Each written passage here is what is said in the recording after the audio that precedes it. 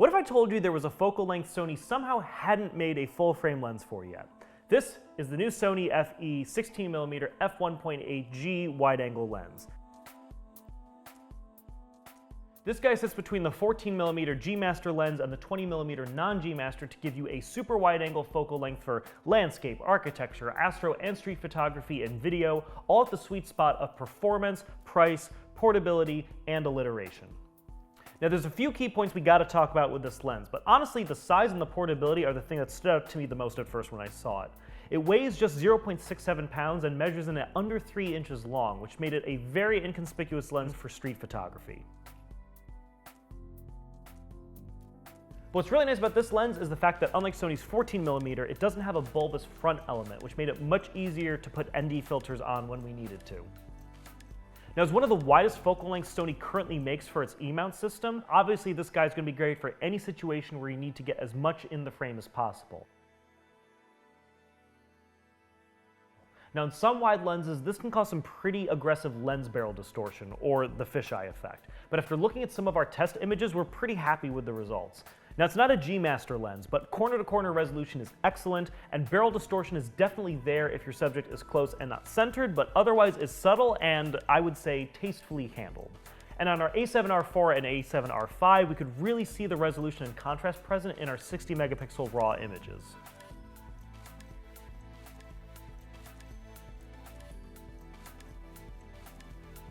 But there are some other specs that are definitely worth mentioning.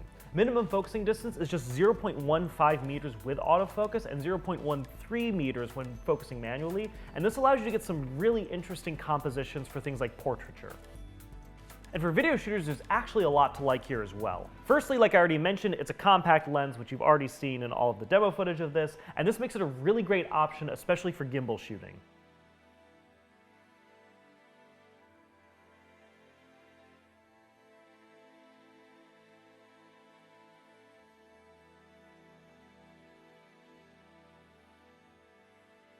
Now, aperture can also be clicked or declicked, meaning that you can smoothly adjust your exposure without getting those awkward bumps that come from most clicked photography lenses.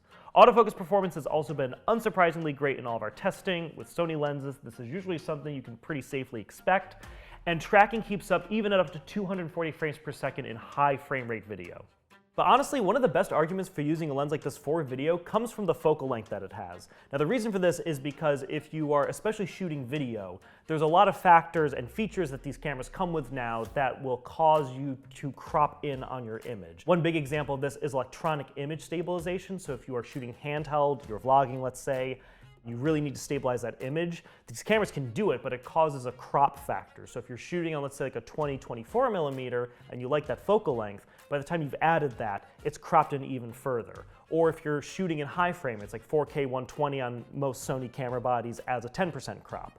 So if you're starting with a 16mm focal length, by the time you've added all of these, you've actually still got a pretty wide field of view. We actually did an outdoor test with this kind of showcasing that, where you can still get a lot in the background. So for vlogging or for really just any handheld shooting where you still want to maintain your wide field of view, a 16mm is a really great option for this actually. Now physically the lens is durable and lightweight. It is fully dust, moisture, and weather resistant. Now in addition to the aperture click and declick switch, you've also got a manual focus ring, iris lock, autofocus and manual focus switch, and a customizable function button here on the side. We had a lot of fun with our hands-on time with the 16mm f1.8, both outdoors during street photography and at this pier space, which I have to say looked less spooky in the photos that we saw in advance, but we kind of liked the vibe. Now, a lens this wide is going to be really great for photography because it can really make you rethink your compositions and can give you some genuinely unexpected and great results. And for film, the portability, the declickable aperture, and the fast autofocus is a really great combo for pretty much any type of video application. But what do you think of Sony's new 16mm f1.8? This is the internet, so we know you have hot takes, so let us know in the comments below what you think. But until next time, I'm Nick with B&H. Stay creative.